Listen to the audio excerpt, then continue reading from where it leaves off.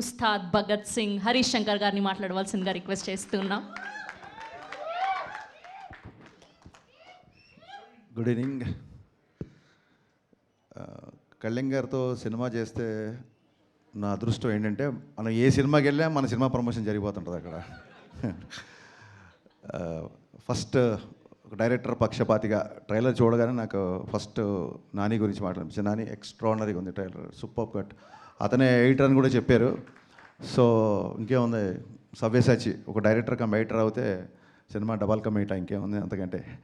And ఇందాక చెప్పినట్టు పొలిమేర ఫంక్షన్కి వెళ్ళా నేను, కామాక్షి అండ్ అనిల్ గారు అప్పుడు పొలిమేర ఫంక్షన్కి వెళ్ళాను.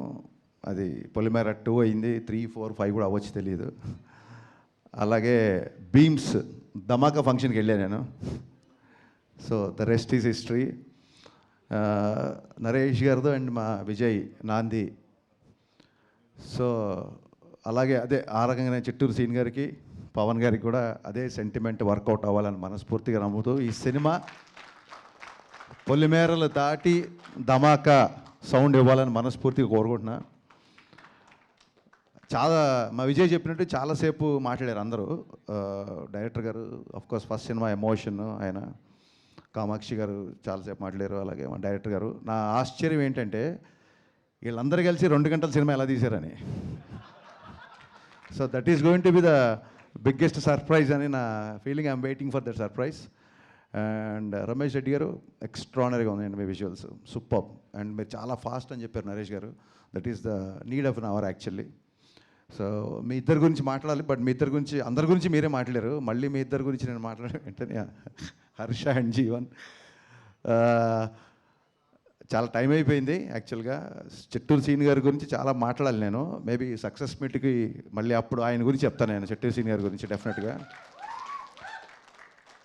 నరేష్ గారి గురించి ఖచ్చితంగా మాట్లాడాలి. నేను ఈవీ గారి సినిమాలు చూసిన తర్వాతే నేను సినిమా రైటర్ అవ్వాలనుకున్నాను. అక్కడి నుంచి నా జర్నీ స్టార్ట్ అయింది. సో పరోక్షంగా నా సినిమాల్లో ఏమాత్రం ఎంటర్టైన్మెంట్ బాగుంటుందన్నా, పాటలు బాగుంటాయన్నా, ఇంకేమన్నా సినిమాల్లో నచ్చే విషయాలు ఉంటే మట్టుకు వాటి మీద నాకు ఈవీ గారి యొక్క స్ట్రాంగ్ ఇన్ఫ్లుయెన్స్ నా మీద ఉందండి. ఆయనతో డైరెక్టర్ అయ్యాక కలిసే నేను ఒకసారి, బట్ ఆయనతో ఎక్కువ టైం ఎప్పుడు స్పెండ్ చేయలేదు. ఆ రిగ్రెట్ ఎప్పుడు ఉంటుంది నాకు. సో నరేష్ గారి ఫంక్షన్కి నాకు ఎప్పుడైనా ఇన్విటేషన్ వచ్చిందంటే నేను ఇంకా సెకండ్ థాట్ కూడా ఉండదు నాకు, ఇమ్మీడియట్గా నేను వచ్చేస్తాను అంటాను. ఎందుకంటే నేను డాడీతో ఎక్కువ టైం స్పెండ్ చేయలేకపోయాను. At least I have that privilege now. Naresh గారితో నాకు ఆ టైం స్పెండ్ చేసే అవకాశం ఉంటుంది ఫీల్ అవుతాను. నాకు ఆయన అంటే అంత ఇష్టం. అంటే ఈవీ గారి యొక్క స్ట్రాంగ్ ఇన్ఫ్లుయెన్స్ నా మీద ఉంటుంది. జస్ట్ బికాస్ ఆఫ్ ఆయన వల్లే నేను, because of him I'm here అని నేను చాలాసార్లు చెప్పాను. నేను కంటిన్యూగా ఇంతమంది కొత్త డైరెక్టర్లు అని అన్నప్పుడు నేనే ఇంకా లెక్క అడుగుదామనే టైంకి విజయ్ చెప్పాడు 35 మంది డైరెక్టర్లు అంటే. డెఫినెట్గా సినిమా ఇండస్ట్రీలో కొత్త వాళ్ళకి అవకాశం ఇస్తున్నప్పుడు ఎవరికి అవకాశం ఇచ్చినా ఒక్క వ్యక్తికి అవకాశం ఇచ్చినట్టు అవుతుంది. బట్ ఒక డైరెక్టర్కి అవకాశం ఇస్తే ఆ డైరెక్టర్ వలన ఒక 200-300 టెక్నీషియన్లు, ఒక 6 నెలలు, ఆ తర్వాత ఒక కొత్త లిరిసిస్టులు, అబ్బాయిలాగా ఒక కొత్త లిరిసిస్ట్ వచ్చినట్టు, కొత్త కొరియోగ్రాఫర్ వచ్చినట్టు. సో ఇండైరెక్ట్లీ ఒక డైరెక్టర్కి అవకాశం ఇస్తే ఎంతోమందికి ఇండైరెక్ట్గా అవకాశం ఇచ్చినట్టు. సో మీరే లెక్కేసుకోండి, 35 ఇంటూ కొన్ని వందల మందికి మీరు ఒక అవకాశం ఇచ్చారు sir. It's not a joke, it's a great thing నాకు తెలిసి. అండ్ ఇందాక విజయ్ చెప్పినట్టు ఆయన అసలు చెయ్యని జోనర్ లేదు. అసలు నాంది అవ్వచ్చు, గమ్యం అవ్వచ్చు, వెనకాలకి వెళ్తే వేదం అవ్వచ్చు, ఇంకోటి సినిమా విశాఖ ఎక్స్ప్రెస్ నాకు చాలా ఇష్టం, హిచ్కాక్ గారి నవల్ బేస్ మీద చేసిన సినిమా. అసలు ఆయన ఫస్ట్ సినిమా అల్లరి కాబట్టి ఆయన అల్లరి నరేష్ అంటున్నాడు తప్ప ఆయన అన్ని జోనర్లు టచ్ చేశారు. ఏ డైరెక్టర్ స్క్రిప్ట్తో వెళ్ళినా రెడీగా ఉంటారు కాబట్టి ఆయన అల్లరి నరేష్ కాదు, అందరి నరేష్. యాక్చువల్గా ఇక్కడి నుంచి మనం టైటిల్ మార్చేద్దాం సీరియస్లీ. ఎందుకంటే నాకు ఎంత ప్రౌడ్ ఫీలింగ్ వచ్చిందంటే రాగానే జనరల్గా నా ఆడియో ఫంక్షన్స్, నా ప్రీలీజ్ ఈవెంట్లు జరిగినప్పుడు మా విజయ్ ఆ ఏవీలు చూసుకోవడం, ప్రోమోలు కట్ చేసి నాకు చూపించడం, మిగతాయి చేయడం, ఈ పనులలో ఉండేవాడు. నేను టక్కన రాగానే నా పక్కన నా ఆడియో ఫంక్షన్లు చూసిన విజయ్ నా పక్కన డైరెక్టర్గా కూర్చోబెట్టాడు. నరేష్ గారు మనస్ఫూర్తి ఇంకోసారి నేను థ్యాంక్స్ చెప్తానండి విజయ్ డైరెక్టర్ చేసినందుకు.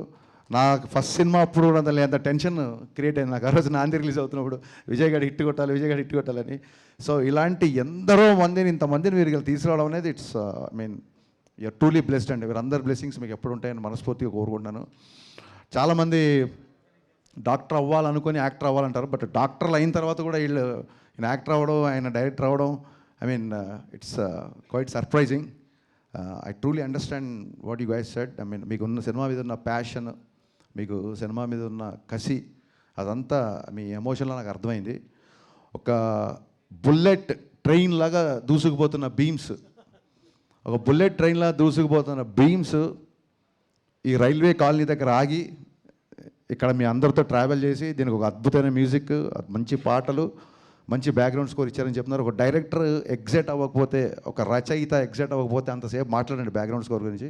I'm truly looking forward for this film. ఇకపోతే నేను నా ఐబొమ్మ ఇన్సిడెంట్ తర్వాత ఫస్ట్ టైం నేను మీడియాని చూస్తున్నాను కాబట్టి ఖచ్చితంగా మనందరం సినిమా ఇండస్ట్రీ తరఫున చెప్పుకోవాలి.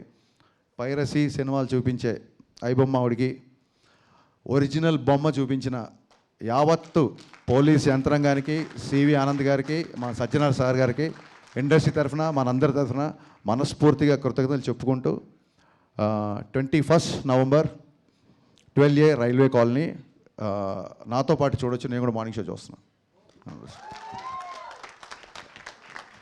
Thank you sir, thank you so much. అక్కడ ప్రామిస్ చేశారు కదా అప్డేట్ ఇస్తానని చెప్పి, ప్లీజ్.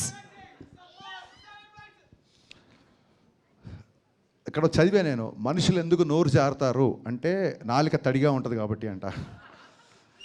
జోక్. సో రాగానే జీవన్ క్వశ్చన్ తప్పించుకుందామని ఇస్తానులే అప్డేట్ అన్నాను. నేను మర్చిపోలేదు, బట్ మర్చిపోదాం అనుకున్నాను, బట్ వాళ్ళు మర్చిపోలేదు.